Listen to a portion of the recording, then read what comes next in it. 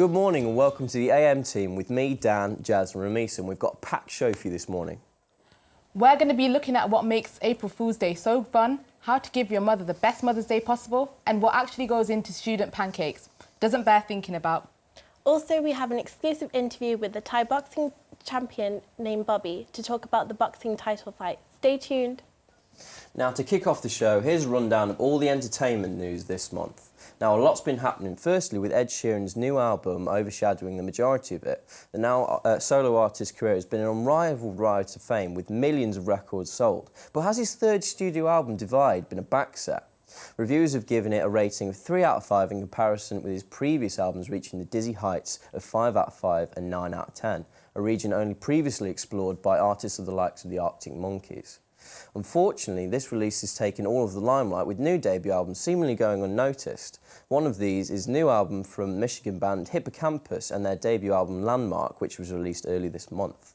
It's already a personal favourite of mine and is set to be one of the hottest albums of 2017. In other news, Marvel have done it again with their 11th instalment of the X-Men franchise, Logan.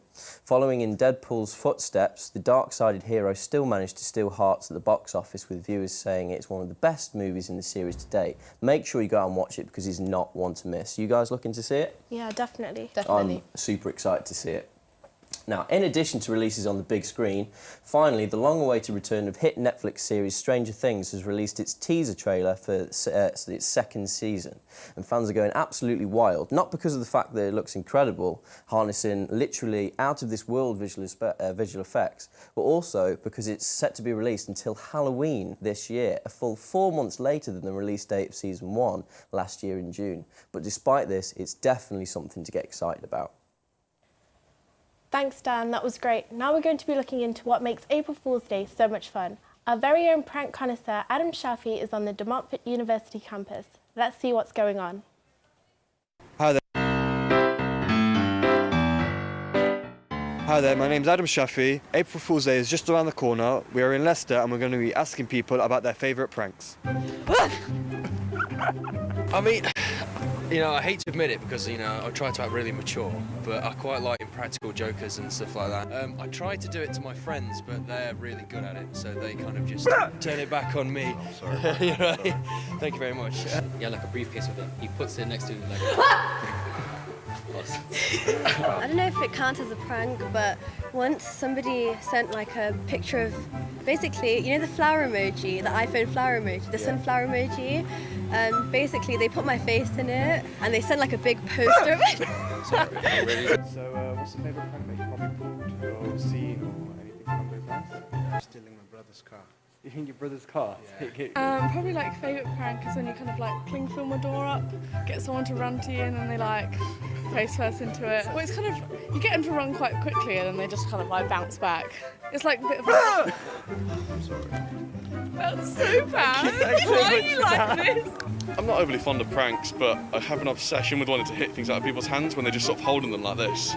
It's just like, yeah. I think that's... Oh. I'm sorry. Really, that was basically it. We Just that, really. Just being a you. So we got some good reactions, we got some bad reactions. That's all for today. So yeah, back to the studio. So there you have it. They're not for everyone, but they can still be fun. Dan, was that you? No, I have no idea what you're talking about.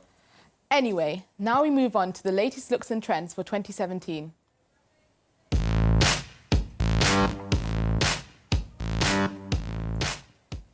So Ramesa, it was Fashion Week early this month and a lot went on. There were some stunning collections and a load of A-listers attended, so tell us more about it. Yep, well, it's definitely been a big deal for fashion this month with the Paris Fashion Week, which was being held, and it's definitely been a buzz over social media. Designers like Valentino, Elisab, took to the runway to showcase their brand new and beautiful collections. And I actually thought this was pretty cool, right? Stella McCartney even gave a tribute to the late George Michael during the unveiling of her autumn and winter collection, whilst designers like Chanel opted for a space-themed show featuring a rocket towering over spectators and models at the Grand Palais. And speaking of weird fashion trends, there's always the queer yet interesting collections. And this year, during Milan Fashion Week, Moschino displayed their Fall 2017 collection, which featured models dressed as dry cleaning bags. You heard that right, dry cleaning bags. Wow, that definitely sounds interesting. I wish I could have been there. In other fashion news, the beginning of the month is known for the start of the award season, and with recent events like the Grammys taking place, we've got to see many gorgeous outfits grace the red carpet. Whilst we can't help admire Beyoncé's glided gown by Peter Dundas and matching gold crown debuting her baby bump, some stars took more of a brave approach, like CeeLo Green dressing as his own rendition on what looked like a Grammy Award. Emma Stone was definitely winning more than an Oscar at this year's Academy Awards show, as she elevated the red carpet in a stunning Givenchy crystal embroidered gown. It was certainly a win from me. That picture of CeeLo Green's the best. And did Rihanna just bring back the beret? The Barbadian singer was spotted earlier this month sporting a black leather beret, channeling the 19th century fashion statement piece, and she has since led her fans into a beret frenzy, with many of them actually recreating her fabulous look. That's all the fashion news from us. Yes, March has definitely been a huge month for fashion. Now back to you, Dan. Amazing stuff there from some incredibly talented people. I wish I could dress like that. Not in dresses, that's just for the weekends. Now, a lot of young people are exposed to bullying every single day around the world, not just the UK, and still go unheard. It's time that we show we are there for them.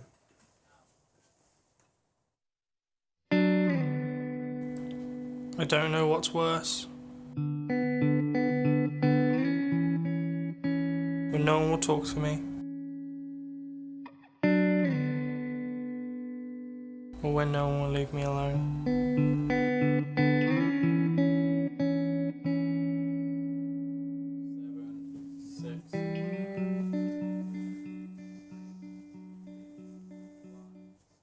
Now I have here with me Phoebe, an ambassador for End Bullying campaign, who's here to talk about how she dealt with everything that she went through and how she overcame her demons. Phoebe, welcome to the show. Thank you for having me. Can you tell us a little bit about yourself? Well, I'm currently a first-year student at university, but from the ages of about 7 or 8 to when I was 16, when I finished secondary school, I was subjected to verbal bullying on a daily basis, essentially, and that had quite a detrimental effect on me. It knocked my self-esteem, and it knocked my grades because I didn't want to be in school and I didn't want to be there, so I couldn't concentrate, and it just had a very negative effect on me in general. Did you find any ways of combating that?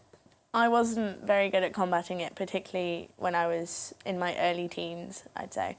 I kept everything to myself. I didn't want to tell anyone because I felt like I had to deal with it. It was my problem. So telling other people meant I wasn't dealing with it, I wasn't fixing it, I was pushing the problem onto them, which I now know is the complete wrong mindset to have, but it was the mindset that I unfortunately had at the time. Yeah. Did you ever utilise helplines like Childline or Samaritans and things like that? I was lucky enough to never have to, so when it got to the point that I decided, no, this needs to stop, I need to tell someone, I was comfortable telling people around me, so I could talk to my friends, my family, and my teachers, and that meant that the specific bullies were known individuals and the bullying stopped in that way. But particularly since I've got older and coming to university, I've spoken to so many people who have utilised the helplines like Childline, Samaritans, even Mind, the mental health charity, and they are incredible, incredible things, and I am 100% supportive of them. Definitely. Obviously, you've come on leaps and bounds since then as well. Thank you. And now you're ambassador for the End Bullying campaign. Can you tell us how you got involved with that? I heard about the campaign through a friend, and once I'd heard about it, there was not a doubt in my mind that I wanted to get involved.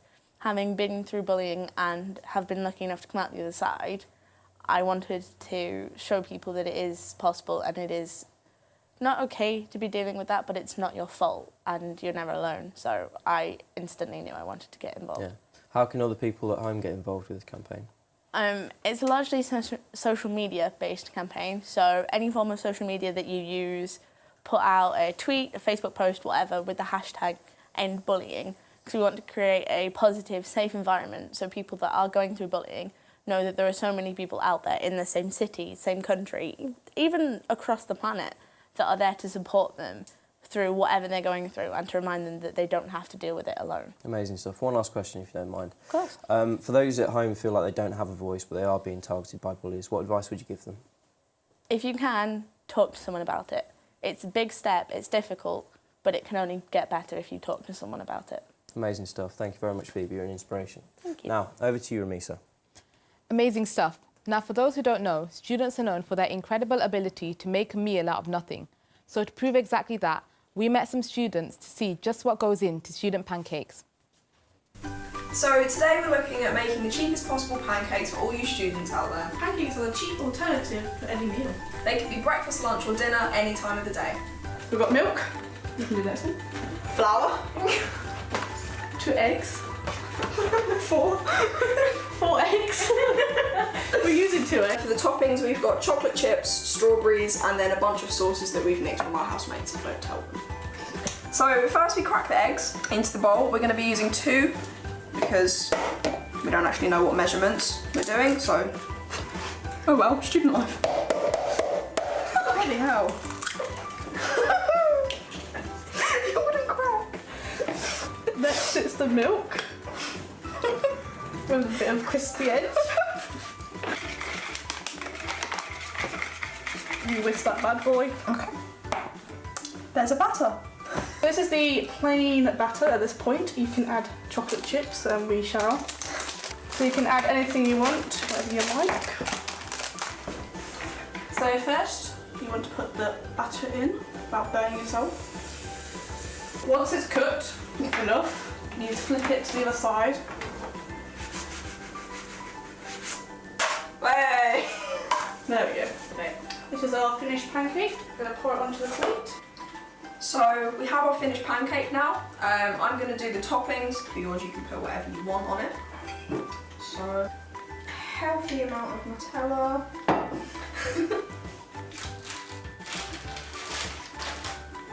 And there's a finished pancake. I'm going to eat it now. That's all from me in the kitchen. So there you have it. That's what goes into student pancakes. Maybe not everyone's cup of tea, but they still look and taste good. But now we have an exciting interview where we're joined by Thai boxing champion Bobby, who's currently outside the O2 Wembley Arena, to talk about the upcoming Joshua Klitschko fight. Stay tuned. Hi, we're here now joined by Bobby, who's outside the O2 Arena. Bobby, how you doing? I'm doing good, thanks. How about yourself, Dan? Not too bad. Welcome to the show. Now, as I understand, you're a Thai boxing champion, so you've got good inside knowledge of the extreme training regimes and dietary plans that fighters of this calibre are going through. In your opinion, what do you reckon they'll be up to right about now? I think right now they'll be training quite intensely, especially as time gets closer to the match. They'll be training quite hard. They'll be doing a lot of weightlifting, but I think they'll be mainly consisting of doing a lot of cardio to make sure if needed to, they'll be able to go the whole 12 rounds. So, you know, they'll be keeping up to date on that. They'll be going over all their combos that they know. They'll be trying to learn new ones and just to perfect everything that they do. So when it comes down to the match, they're fully prepared and they're ready for whatever hits them. Sounds good. Do you reckon the pressure will be mounting? Yeah, I think there will be quite a lot of pressure involved in the fight because it is going to be a very popular fight. It's going to be millions of people watching around the world. For now, I don't think they're going to have a lot of pressure on them now, but as time gets closer, they will be pressurised quite a lot because obviously it is going to be one of the biggest matches of the year. But because they are both experienced fighters, I don't think it will get to them as much. But we'll see as the time comes closer and see how they perform. Yeah. Do you reckon the intensity of their training, plus with the added pressure of their reputations on the line, do you reckon that will affect their performance in the ring? I think maybe it can affect them a little bit, but because they are both really professional fighters, I don't think it'll get in the way as much. I think they'll just try and ignore it and just concentrate on what they need to do because they both know what they're doing. They've got everything ready. They're going to be fully prepared for it, and they're going to be fully focused and they're going to be ready to go in the ring. Sounds good. Yep. Now, obviously, Anthony Joshua has got youth on his side and hasn't lost a fight. Klitschko has got masses of experience as well. In your opinion, who do you think will win? I think I might have to lean a bit towards the Klitschko side, only because he has much more experience, and because he has got more experience, and Joshua hasn't lost a fight, so I think Klitschko is going to be training that much harder just so he could be that one person to be that to defeat his undefeated streak. So I think because of that reason, I'm going to have to go with Klitschko. Yeah, sounds good. Well, we look forward to watching the fight soon. Brilliant. So moving on, with Mother's Day just gone, we wanted to hear about your plans to make Mother's Day special. We sent James out into Leicester, and here's what people said. Hi guys, I'm James Collins, and today we're going to be finding out what the people of Leicester get up to on Mother's Day. Okay, so what do you do for Mother's Day? Well, for my mum, I tend to send a card and flowers because we don't live very nearby. I used to just get a card and some flowers. Sometimes go halves with my sister on some chocolate. Send my mum a card, to be honest. Flowers. Take her out for lunch. Maybe bath bombs. Bath bombs, yeah. Yeah, I think so, because mothers, I mean, they are amazing. They go through a lot of stress and trouble to bring us into the world. Do you think people should do more for Mother's Day? Yeah, of course I do, because I'm a mother. Because that's their day, really. So try and make them feel special on that day. Of course, you should always do something for your mum. Yeah, I agree. Always do something nice for your mum. It depends, like, how you value your relationship with your mum. But I value my relationship with my mum, so send her a card, maybe some chocolates. I'd love to be, treated to the lap of luxury, but I'm realistic as a mother also. So actually, anybody remembering is really appreciated. So that's what Leicester had to say about Mother's Day. Back to you guys in the studio. Aww. And there you have it, some lovely ideas to make your mum feel special. To all the mothers out there, hope you all had a great day. So here on the AM team, we like to speak to different people who have unique experiences in the UK. We met with Amelia Harris, an aspiring actress who told me about what it's like to be on the front line of the performing industry. I had the pleasure of meeting aspiring actress Amelia Harris at the Phoenix Cinema in Leicester. So Amelia, tell me a bit about yourself. Well, I'm 20 years old. I studied acting for 3 years, along with musical theatre at Gateway College, and hopefully it's something that I pursue in the future. So when was it that you decided to go into acting? When I was about 15 years old, and I was just about to finish my secondary school, my final year, and I realised that, I never really knew what I wanted to do in the future, and it's just something that came about. So what would you say inspired you to act and why? I wouldn't say it would be a person, it was more experiences. So when I was younger, I used to go to the theatre a lot with my family, and I used to go to the cinema, and just seeing how one person or just a whole company can change and tell stories, it's incredible. Yeah. So you were recently nominated for an award, which was the Leicester Mercury Breakthrough Award. Tell me a bit about it. So I actually didn't know about it before. My family and friends nominated me for it. Awesome. So it was just like to show how far I've come in the past year, I suppose. And I got to the final round, and they invited me to the football ground, the King Power Stadium, and was given different awards, but I actually didn't win. I came runner-up.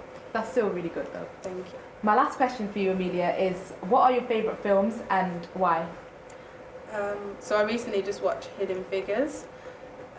It was such an amazing film. It's a story that not that many people knew about or anything, and films like that really inspire me because there's just so many people in the world and we don't know about their stories, and that's just another reason why I want to get involved in acting. And I also love Taraji P. Henson. Yeah, she's awesome. Well, Amelia, best of luck with everything, and we hope to see you on our screens sometime soon. Thank you so much for having me. Thank you.